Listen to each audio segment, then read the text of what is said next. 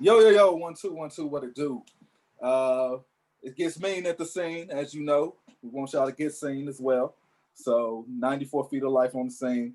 You know we gotta talk about this, man. We're gonna recap this game 3. We also gonna talk about what to expect from game 4. We ain't gonna waste no time on this. I'm gonna swing this over quick to the best point guard in the world in the game. Big shot, Ron. Talk to the people for me.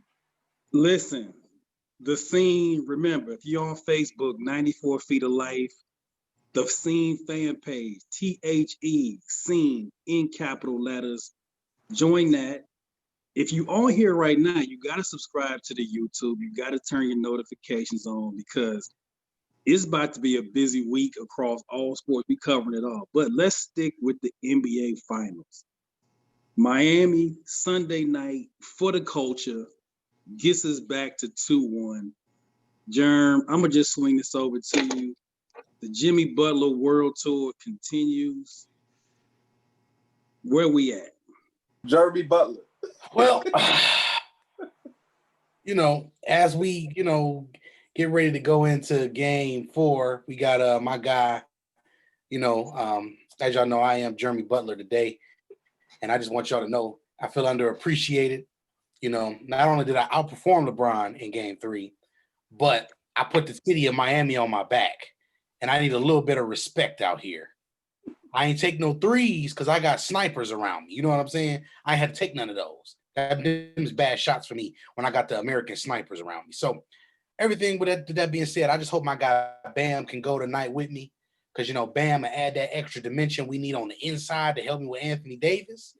And, I'm just looking forward to this game 4 opportunity. We're going to try to do what Dwayne Wade did back in the earlier years, and we're gonna try to do the 2006 and go on and win these 4 and get up out of here. Steal one.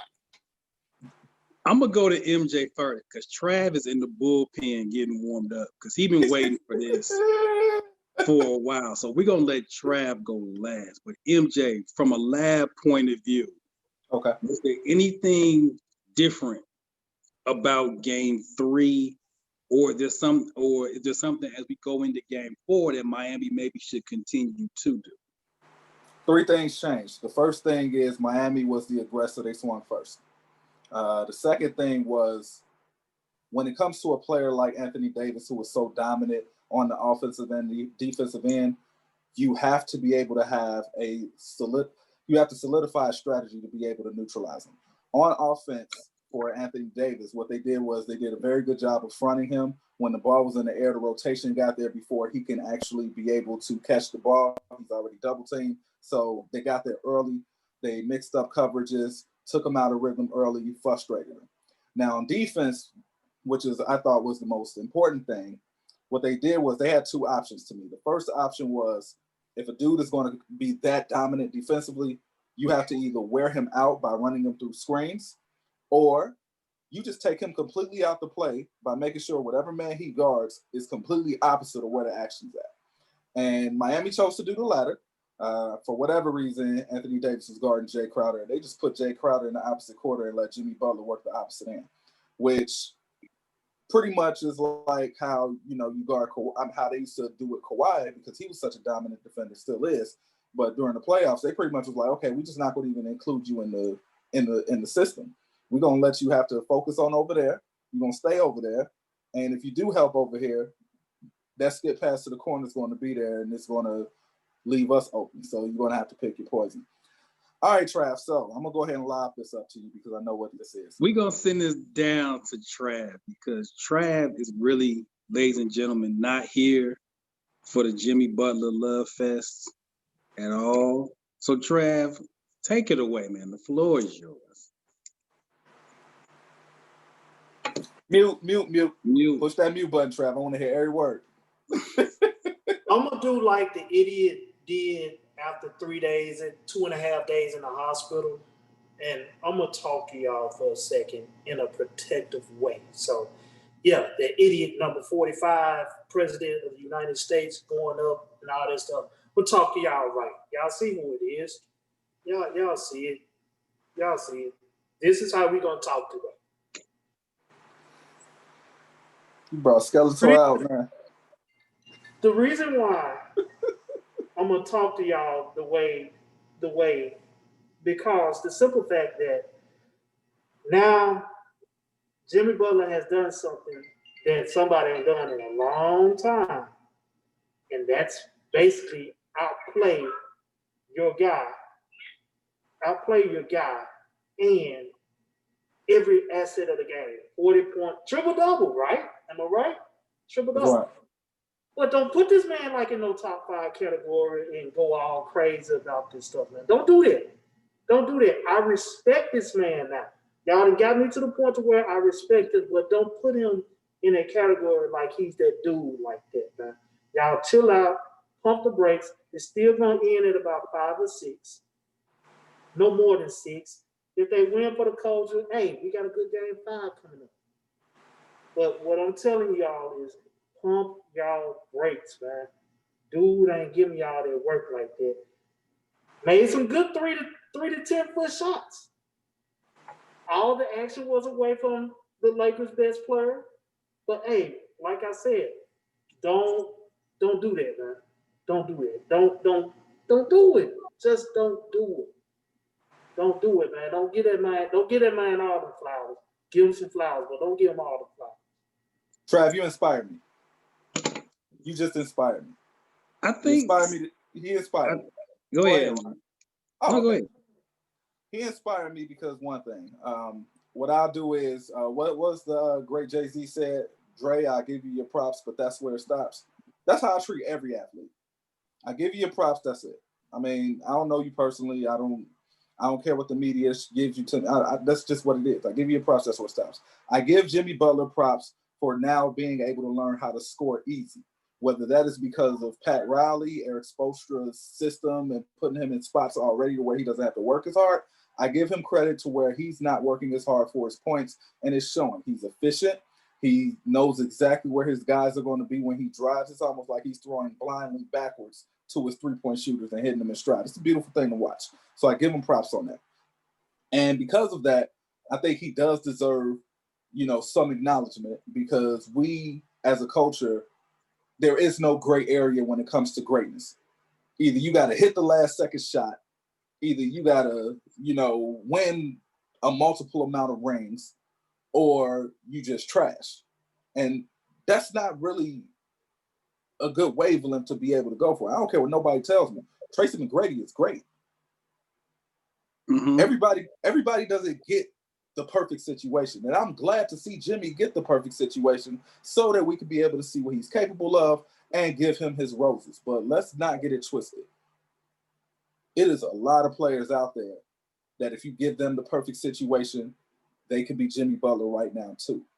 So if anything, if we was to learn any lesson right now, I need for us to learn that even though these guys are extremely good, and even though some guys separate themselves and take it to an elite level, a lot of these players have the capability of getting that if you give them what they need. So I'm gonna pass it to you, Ryan.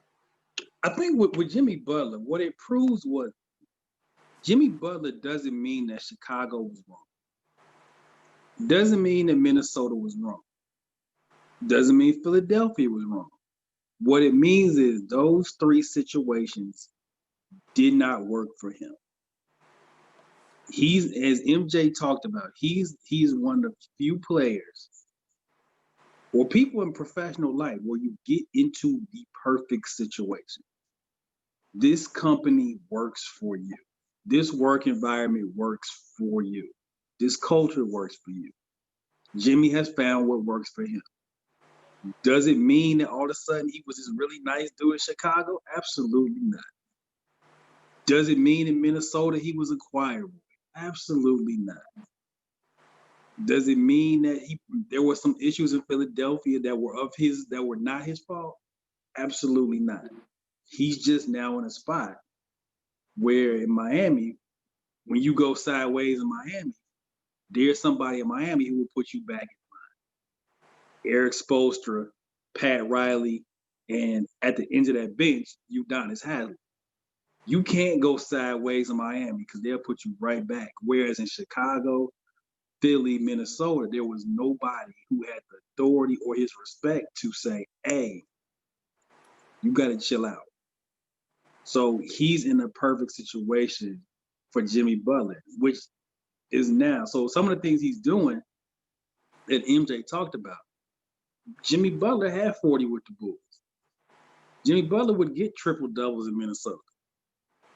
So he's doing things that he's done before. It's just bigger stage and a much, much better fit for him personally. Trav, back to you. I see you got your hand up. Why are people trying to fit Jimmy Butler in this mold to like as a Stephen Curry? Stephen Curry, regular guy, Davidson, just getting it out, win a championship. People are really trying to fit. Man, you can't, I don't know what it is. Again, I give props, that's enough. But you're not fixing to make me like this dude, like y'all like this dude.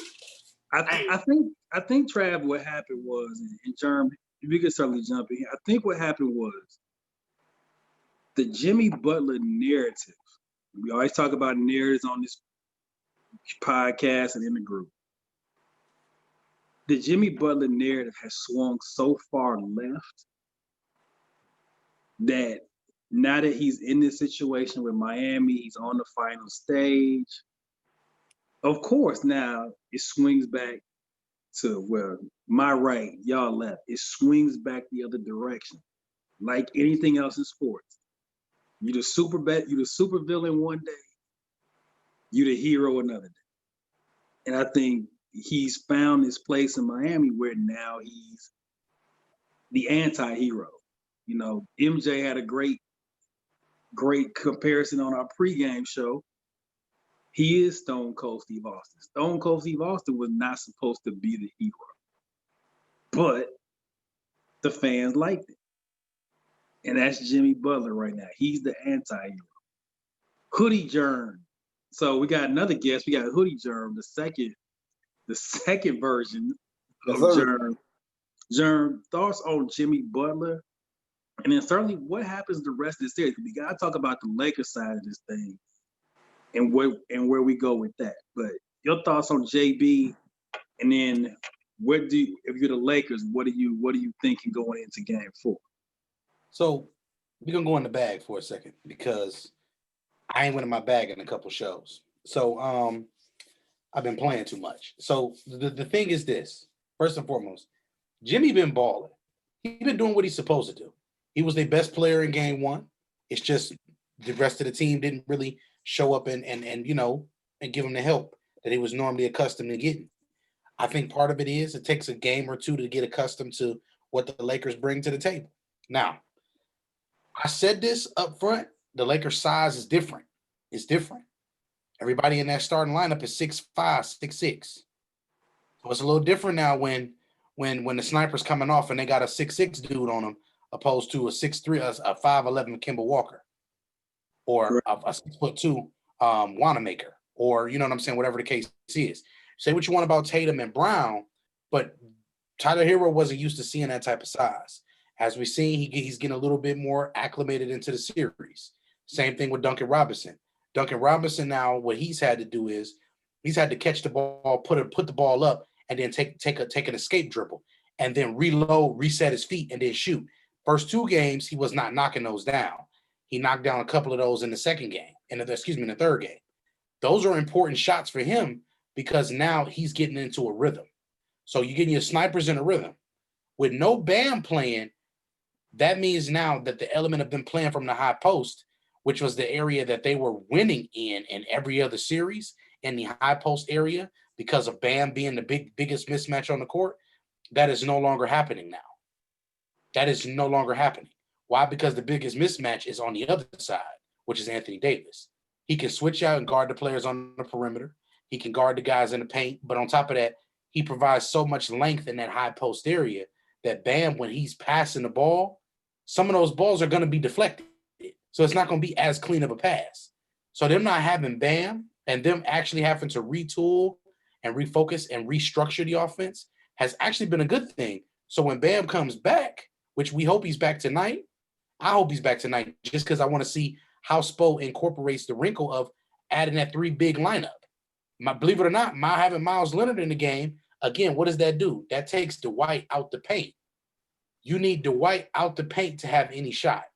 Because if you're going to let Dwight be in the paint and Anthony Davis play safety and LeBron trail, it's going to be grit ball. You talking about the 3 through 5, that's all plastering your SH on the glass. And it's nothing that you can do. Scrambled eggs, that's just what we're going to call it. So I think overall, if I'm Jimmy Butler, I want to come out similar to what I did, but that 3 to 10 foot area is so potent in this game. So potent. This is why we discussed it. I got to take the hoodie off. This is why we discussed it, because the 3 to 10 foot area is where nobody is going to guard you. That's the one area that if you master one move, and me and MJ talked about this with Giannis last year, you need one move when you're in 3 to 10 foot area. You need a little hesitation, you know what I'm saying, turnaround jumper, and then you just need to be able to have touch around the basket. You got them 2 things, you're going to get 10 to 15 points right there in that area. It's easy. So that being said, I like this series right now where it is because it looked like a sweep, but adjustments happen.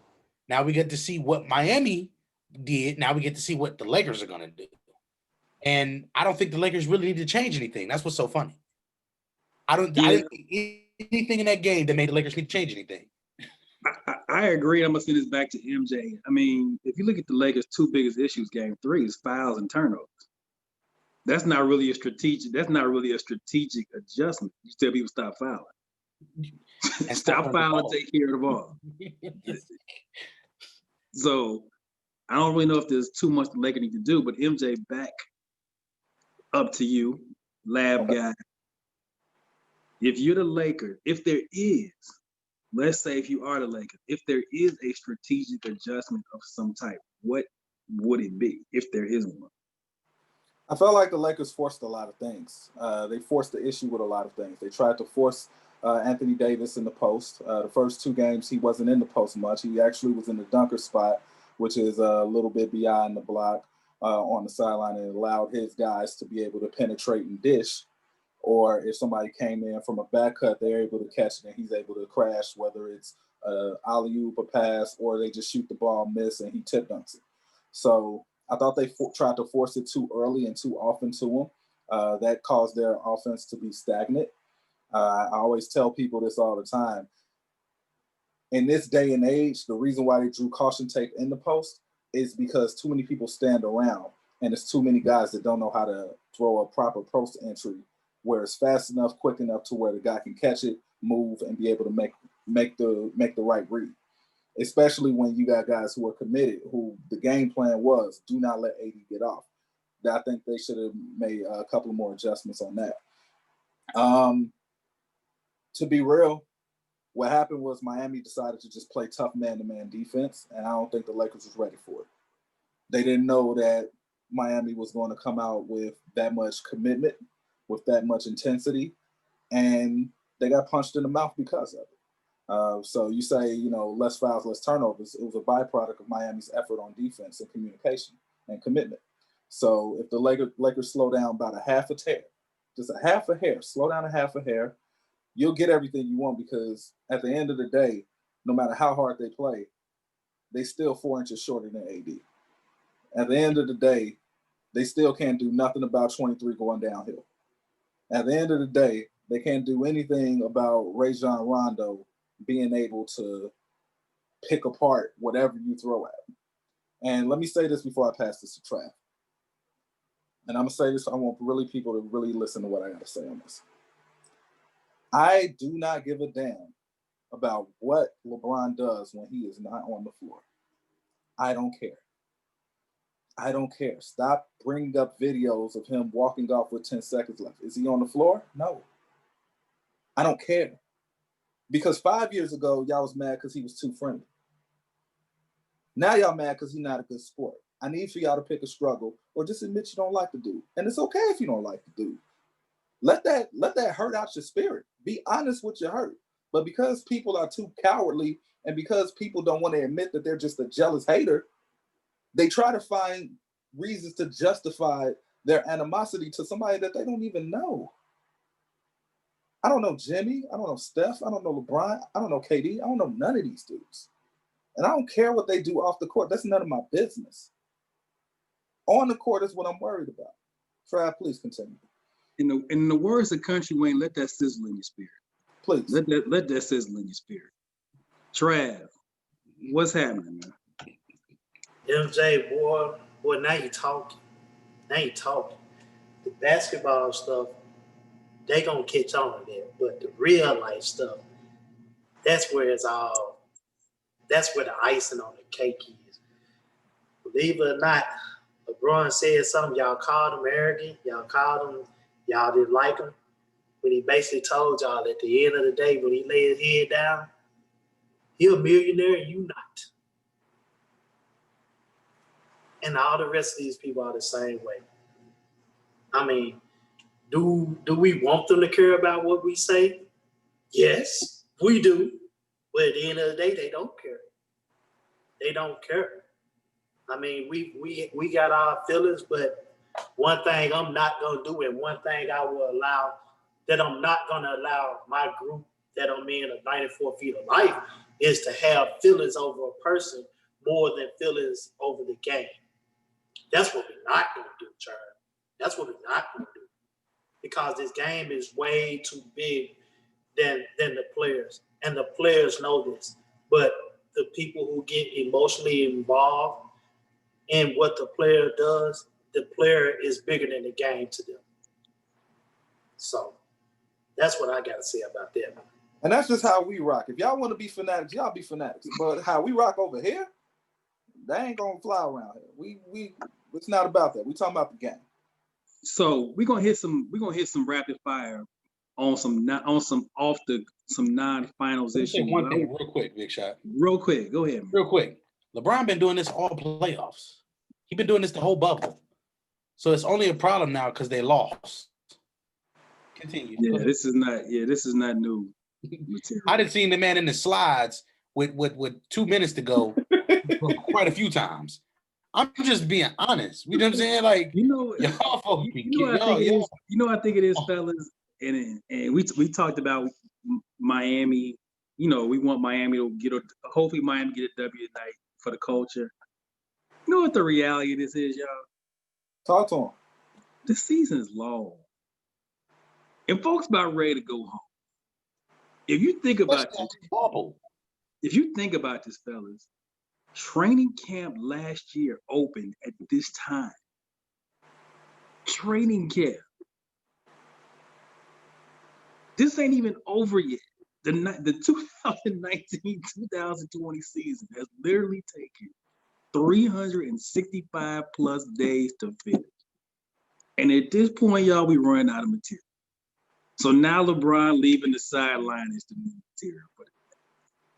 So because y'all don't want to go in the lab and look at actually what's going on. Please go. Yeah, right.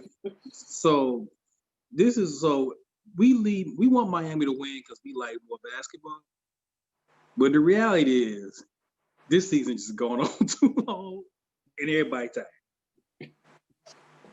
Which we're gonna talk about in our end of the year wrap up whenever that happens, like next year. I think this is gonna be real interesting to see how they finesse it. But rapid fire, Germ, over under. Do we get it? I ain't gonna say over under. Germ, do we get a 6th game?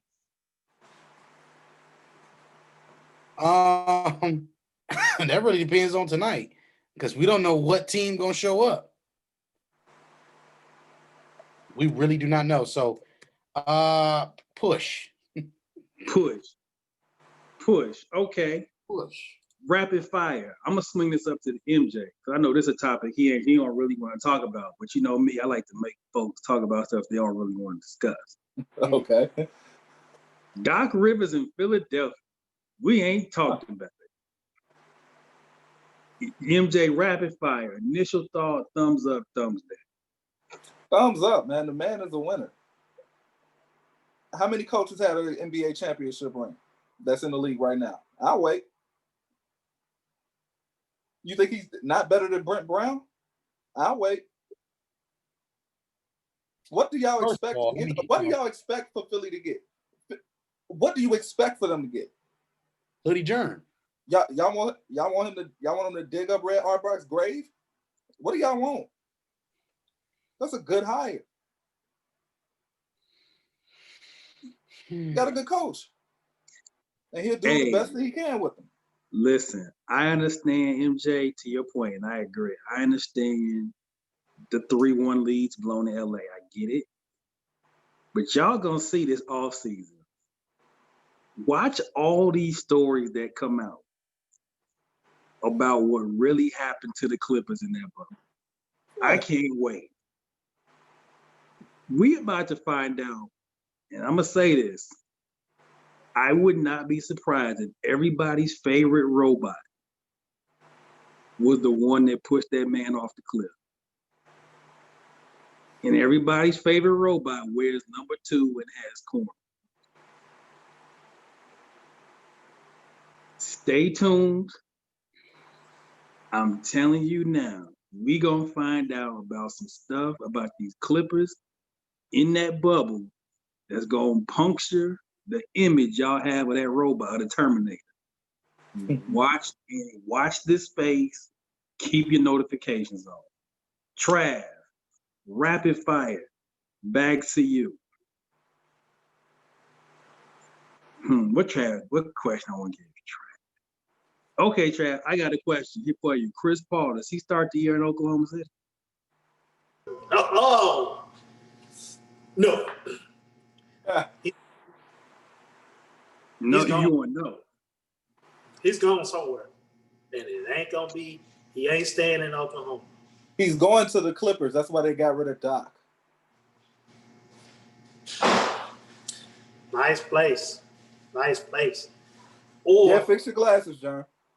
Or can he go to a place where not too many free agents like to go, and that's Milwaukee. He's going to the Clippers because it's Los Angeles. No one wants to live in Milwaukee. No offense to Milwaukee, but if you lived in Los Angeles before, you're not going to want to move to Milwaukee. He only was in Oklahoma City because of a trade. He didn't ask to be there. He got traded there. It's a big difference between wanting to go to somewhere and being traded to somewhere. Now that he is able to show you guys, I can still play at this age, and now he can write his possible ticket to go where he wants to go. Where does he want to go? Los Angeles. He's been there for 5 years. He has house there. His kids got friends there. And Doc does not want to deal with what he just dealt with last year. On top of that, add Chris Paul to that. Would you want to deal with all those personalities? No. So they know Doc would probably be like, hell no on that trade. But Steve Ballmer wants it. So if I'm an owner and I have a coach that doesn't agree with what I agree with, what do you think is going to happen next? It makes sense. It all makes sense. Speak your mind, Jern, because I know I shocked you on that one. I'm gonna save that for another show. Okay. Yeah, the end of the year wrap-up show, depending on what happens in his finals, will be coming soon. We're gonna talk about what is gonna be it's gonna be interesting off season for a lot of different reasons than the norm, because I think this is gonna be a very abnormal off season for the NBA. Remember, y'all, the scene. THE capitals SCEN. Subscribe to the YouTube, notifications on. If you're on Facebook, 94 Feet of Life, we public. Come on in, join the whole conversation. It's the scene Facebook fan page. Stay tuned tonight. Our international football heads. We got the Stoppage Time FC show later on this evening. Thursday night preview will be back soon. It never stops, man. And one thing about this sports calendar is 365 and 12 months a year. It never stops. And we right here at the scene covering it for you. Big Shot, MJ, Trav. I guess this is Hoodie Germ for right now. He probably be something different later on. 94 Feet of Life, signing out.